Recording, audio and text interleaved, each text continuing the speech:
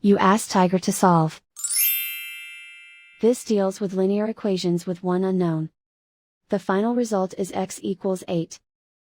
Let's solve it step by step. Group all constants on the right side of the equation. Subtract 7 from both sides.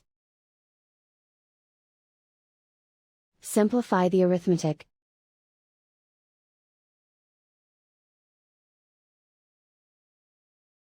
Isolate the x. Multiply both sides by 2. Group like terms. Multiply the coefficients. Simplify the fraction. Simplify the arithmetic. And so the final result is x equals 8.